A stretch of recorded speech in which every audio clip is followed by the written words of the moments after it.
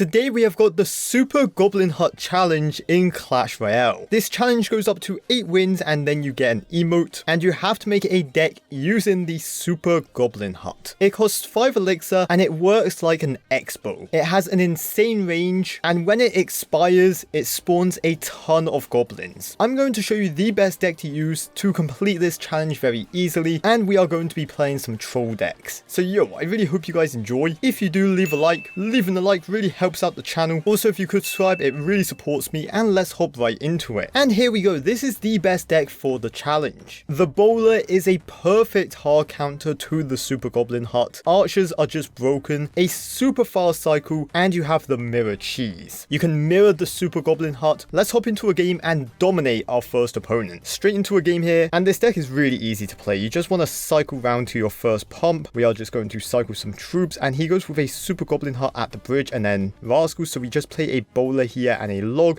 Bowler, you guys can just see what a great counter it is. It's going to take care of the Super Goblin Hut, and then it also takes care of most of the troops that come out of it.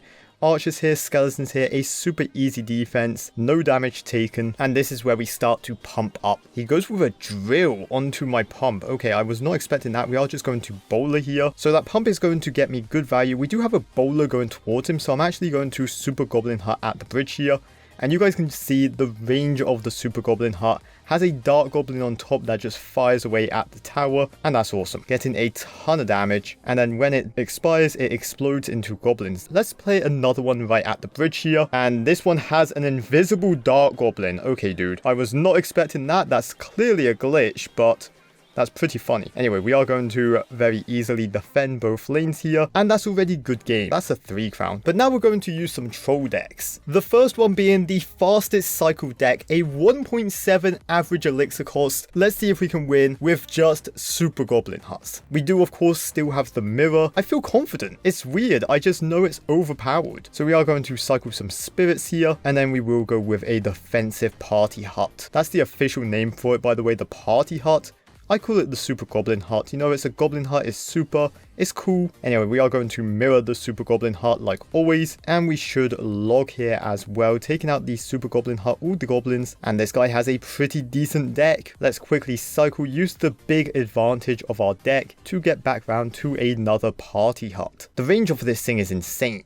Let's play it at the river here, and he plays a defensive one. That's fine. I'm okay with that play, because I can just mirror it and I'm chilling. We get a ton of goblins, and then this second Goblin Hut with the invisible Dark Goblin is going to do work. We are going to play some spirits here, distract that firecracker, take her out, and we have one party hut on defense. We force out a poison, and we are back round to another party hut. Goblin Ruler tanking for this party hut. Hopefully we can mirror it at the bridge on the other lane. I'm going to ignore this Mighty Miner. He goes for a firecracker that's going to also get taken out, and we will get to mirror it, which is fantastic news for us. That's pretty much good game at this point. There's nothing this guy can do. Party huts are just too overpowered, and even though we try to troll, we're just too good. What can I say? This is going to be another 3 crown with a 1.7 average elixir cost deck. A very easy 3 crown. The next troll deck is all goblins. We also brought a rage just to speed them up and make them go crazy. Into a game here against a good player. He has a ladder finish, but can the goblin deck beat him? He gives me the heart eyes emote. Let's throw him a heart back, and this guy knows the strat. He has a fast cycle deck, but we have mirrored party huts. I believe we can win. So I think you always want to do a defensive party hut first, just because that's better. It really sets you up for greatness. And then when you go with a party hut at the bridge, this guy is pumping up. He's crazy. Dark Goblin number 1 is protecting Dark Goblin number 2, and we do get a ton of damage on his tower. We are going to Goblin Giant in front here on the right side.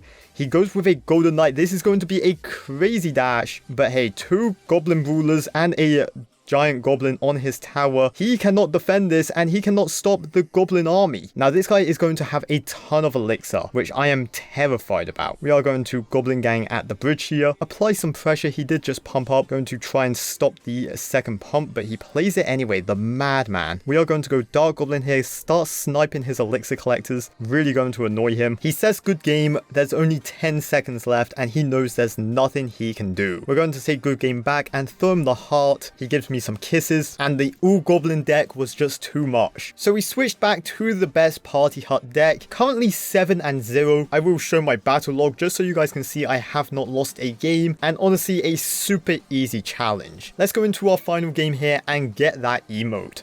Up against Repo, and I've learned the secret. First of all, we are going to defend this very easily with a bowler, because the bowler's overpowered. He will take care of everything, no problem. Step 1, you play a defensive party hut, and then it doesn't matter what they do. They could do literally anything, I do not care. Because step 2, you play an offensive party hut, and now they're donezo. It's like having 2 Expos on the field. There's literally nothing this guy can do. One party hut defends the other party hut, and even though one gets destroyed, it doesn't matter, because when one gets destroyed, they both get destroyed, and then you have this huge push, which is just insane. We do massive damage down both lanes, and we are back round to an elixir collector, so we can play that. This guy goes for another party hut at the bridge, but we have an Ice Spirit to reset it, and a bowler to absolutely destroy everything. And again, it's super easy. You play a defensive party hut first, you then play an offensive party hut, and there's nothing he can do. There's one party hut just melted that Mega Knight. We are going to log away these guards, and that's locked onto the tower doing damage, and that will take the entire tower, no problem. Goblins are tearing this guy apart, and that is a good game. Very easy challenge, 8-0, and we do get that delicious emote. Don't know why I called it delicious, but hey, here we are. Oh wow, really? Thank you, Clash Royale. I did not know. The party hut is here, guys. But boom, we do get an emote. We claim it. If you guys want a closer look at the emote, here it is. It's very cool, and that was the Party Hut Challenge. I really hope you guys enjoyed. If you did, leave a like. Of course, subscribe if you have not already. And as always, make sure you guys take care, brush your hair, and peace out. Woo!